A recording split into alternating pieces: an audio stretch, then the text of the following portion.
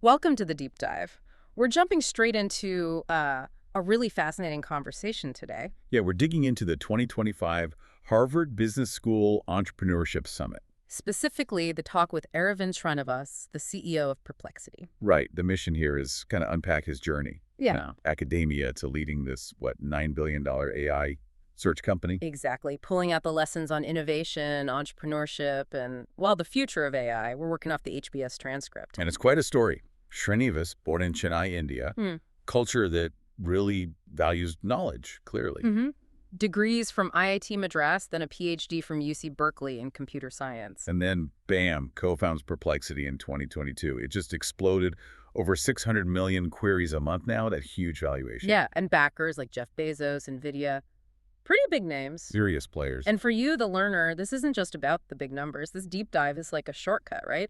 Understanding AI search evolution, the mindset behind building this stuff. And where AI might be heading without getting bogged down in, super technical stuff. Hopefully not. Okay, let's start at the beginning. His academic background. Yeah, this part's really interesting. He talks a lot about his upbringing in Chennai. How knowledge was valued over maybe wealth. Exactly. He even says his parents are reportedly prouder of his PhD than Perplexity's success, and they still mostly use Google. Wow. Okay, that says a lot about those early influences. It really does. Suggests this core drive, it's about intellectual curiosity, maybe more than just the money side initially. And he sees links, right, between academia and business, skills that transfer. Definitely. Though he majored in electrical engineering, his interest clearly pulled him towards computer science. He did coding competitions. I read that his co-founder, Johnny, was like world #1. Yeah, Johnny was a legend in competitive programming. Srinivas admits he wasn't quite at that level himself. Okay. But then there was that machine learning contest in college. Right. This is a great story. He won it, but says he had zero understanding at the time. How did he manage that? Basically brute forcing algorithms from the scikit-learn library. Just trying stuff. Okay.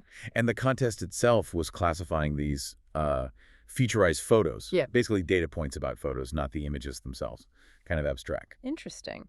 And his electrical engineering background wasn't irrelevant then? No, not at all. He found it gave him this intuitive feel for concepts, key to machine learning convolutions, signal processing. So the math felt familiar. Yeah. Surprisingly familiar. Yeah. But his interest was definitely shifting towards AI. He started learning neural networks from online lectures. Andrew Ng, Jeffrey Hinton, the pioneer. Exactly. And then came the internships. OpenAI, DeepMind, those seem huge. He calls them humbling, exposed into the work ethic, the whole process. End-to-end implementation. Taking an idea and actually making it work. Something that may be less emphasized in pure academia. Which seems like the catalyst for shifting towards actually building a company. Absolutely. I mean, he finished the PhD, but the startup bug had bitten. And that feedback at OpenAI from Ilya Sutskever, that sounds intense. Yeah, apparently very direct. Told him his reinforcement learning ideas were flawed. Ouch. But then, Sutskever shared the insight about generative unsupervised learning being key for general intelligence, foundation for ChatGPT. Wow. Okay, so blunt, but maybe game-changing feedback. Seems like it. And then there's just the appeal of building something yourself, getting it to users. He mentioned Silicon Valley, the TV show. He did. Which is funny, given its satire, but maybe captured some of that raw energy, that chaos of building something new. The desire to create something tangible. Even his first startup idea, though.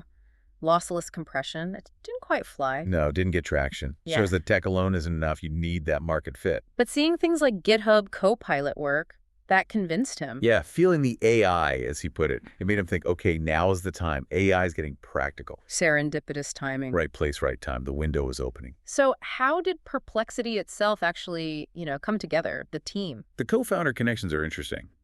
Dennis Narasimhan, the CTO, they'd written similar research papers independently. Ah, okay. Then connected, Dennis visited his lab, and Johnny Ho, the coding champ, he'd worked with Narasimhan before at Quora.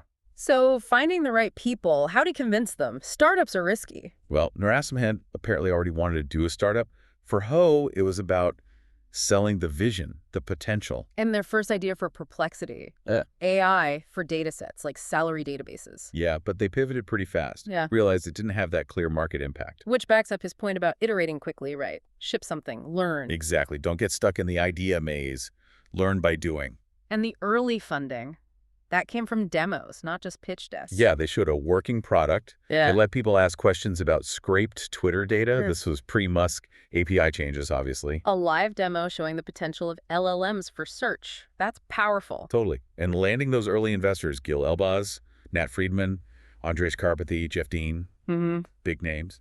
That must have helped attract engineering talent, too, like social proof. Absolutely. People trust the judgment of those investors, plus the founder's technical chops. And the core idea crystallized. Yeah. Moving from keywords to questions, getting instant sourced answers. Inspired by academic citations for trust, and they launched that first basic version over a weekend. Just incredible speed. Yeah. Okay, so how do they see themselves fitting in? Competing with Google seems daunting. Well, yeah. Srinivas is clear. They're not trying to replace Google for those quick one- or two-word searches. Like checking the weather or a quick fact. Right. Google's good at that. Perplexity's focus is different. It's about the complex questions. The ones where Google gives you 10 blue links and you have to piece it together yourself. Exactly. Where you need synthesis. He also points out limitations with Google's AI overviews, sometimes inaccurate, plus the tension with their ad model. Because direct answers mean fewer clicks on ad links. Precisely. So for you, the learner, if you have a complex research task, Perplexity might give you that synthesized sourced answer more directly. Makes sense. But what about the creators? If AI summarizes everything, what's the incentive to produce original content? That's a huge question. Serenos says they address it with a very prominent source attribution, especially for news. Showing where the info comes from. And they have a publisher program. Yep. Revenue sharing. He contrasts that with Google's model, arguing Perplexity could actually be better for publishers long term. Interesting angle. Okay, what about misconceptions? What do people get wrong about Perplexity? The biggest one is probably that it's just a simple wrapper on top of other AI models. Something you could build in a weekend. Right. He admits the first version was fast, but emphasizes all the work since then. Building their own models, the Sonar series, a Okay. huge index, their own web crawlers, sophisticated research agents using chain-of-thought reasoning. So, way beyond a simple wrapper now, the code base must be massive. Substantial, yeah. It's evolved a lot. Looking forward then, what are the big bets? Future directions. He's open to working with Apple Intelligence, sees potential synergy there with Perplexity's assistant features. Okay, makes sense. And then TikTok, that was surprising. Yeah. Acquiring TikTok?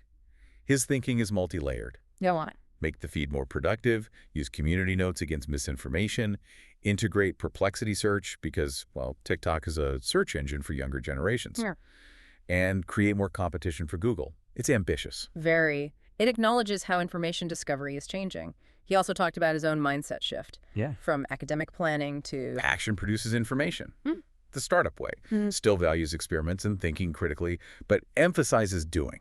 And the wider AI landscape. Yeah. His view. He's pro-exploration. Hmm. Hopes for widely accessible AI to avoid, dangerous monopolies. Open source plays a role there. Big time. Yeah.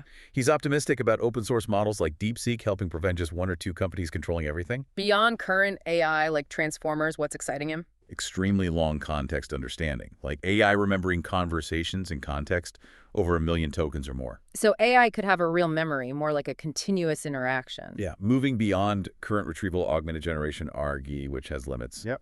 More like a real ongoing relationship with the AI. Fascinating. Let's switch gears slightly. Compute, the GPUs, the infrastructure. It's a bottleneck, right? Huge bottleneck. Yeah. He admits demand outstrips supply.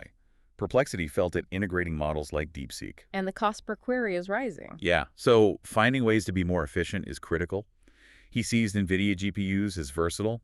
Cerebra's good for certain inference tasks. Hopes for the future. Smaller chips. More compact, power-efficient chips, absolutely. And AI model distillation, making big models smaller and faster. Which ties into the SEO discussion. How does AI like Perplexity change search engine optimization? He thinks traditional SEO becomes less relevant. Advanced AI can look beyond keywords and basic structure to judge real quality and user intent. Because the AI has the compute power to actually analyze the content more deeply. Exactly. You can evaluate things in a much more sophisticated way than older algorithms. And the elephant in the room, power consumption. AI uses a lot of energy. It's a valid concern, he agrees. The hope is on those future chip efficiencies and techniques like distillation to mitigate it. Okay. Before we wrap, those rapid-fire questions were fun. Any standouts? Oh, yeah. Choosing Shiv Roy from Succession to run Perplexity for her composure. Okay. His Google stock advice. Just buy the S&P 500. Very practical. Management style emoji. Poker face. Surprising app, or lack thereof. No Facebook or Messenger on his phone, apparently. Interesting. Motivational cliche. Elon Musk's never give up until dead or incapacitated. Intense. And scarier. VC questions, or AI hallucinations. VCs, apparently. Okay, good insights there. So wrapping this up, what are the key takeaways for you, the learner? I think his journey really shows the value of that deep academic grounding, even in the startup world. But also the need to adapt, iterate fast, learn from users. Absolutely. And his thoughts on search evolution, ethical AI, it's all very forward-looking. That emphasis on action, learning by doing that's a big one. And maybe that final thought from him about perspective. Never as good as it seems, never as bad as it seems. Yeah, keeping that balance is good advice for any learning journey, really. When you hit a wall, maybe think, okay, what's the hidden opportunity here? What can I learn fast from this challenge? Great point. So maybe check out Perplexity itself. Look into open source AI. And maybe reflect on your own motivational cliche, what keeps you going? Good thought. Thanks for joining us for this deep dive.